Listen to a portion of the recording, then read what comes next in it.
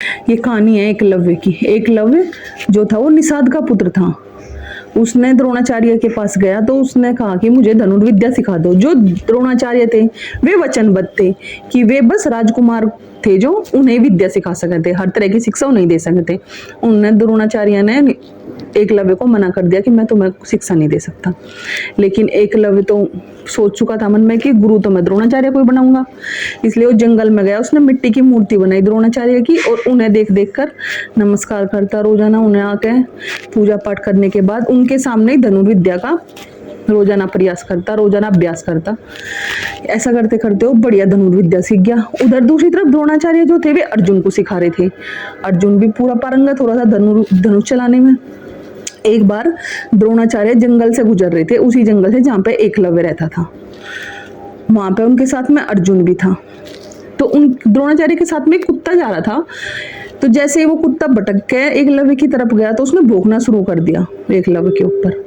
तो एकलव्य ने अपने बाण से कुत्ते का मुंह भर दिया पूरा, जिससे कुत्ते का भौंकना बंद हो गया। लेकिन उसे बिल्कुल भी खरोंच नहीं आई।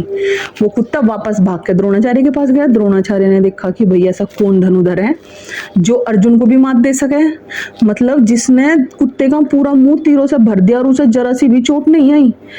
वे उन्होंने खोज शुरू करी, देखा तो वो एकलव्य था। उन्होंने कहा कि भाई तुम्हारे गुरु कौन है जिससे तुम्हें धनुर्विद्या मिली? एकलव्य ने बताया कि मेरे गुरु तो आप ही हो।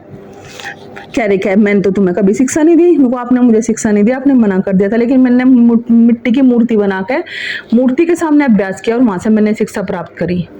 अब द्रोणाचार्य ने सोचा कि अगर निषाद का पुत्र इतना धनुधर बन जाएगा तो फिर जो राजकुमार है वो इससे कम रह जाएगा। तो इसलिए उन्होंने द्रोणाचार्य ने भी यहाँ थोड़ी सी चालाकी करी। तो उन्होंने एकलव्य से कहा कि नो ठीक है, मैं तुम्हारा गुरु हूँ, तुमने मेरे से शिक्षा ली तो अब मुझे गुरु दक्षिणा दो। एकलव्य ने कहा ठीक है, मांगो क्या मांगते हो। द्रोणाचार्य ने कहा तो अपने दाहिने हाथ का अंगूठा दे दो मुझे। अब वो सब तोड़ था, जैसे रिवॉल्वर चलाने के लिए ऐसे ही तीर चलाने के लिए अंगूठे की जरूरत। लेकिन एकलव्य ने द्रोणाचार्य के कहते ही तुरंत अपना अंगूठा काट के द्रोणाचार्य को दे दिया। अब इस बात से हमें शिक्षा मिलती है कि अगर मन में इंसान अपना पक्का निश्चय कर ले तो वो हर मंजिल को पा सकता है।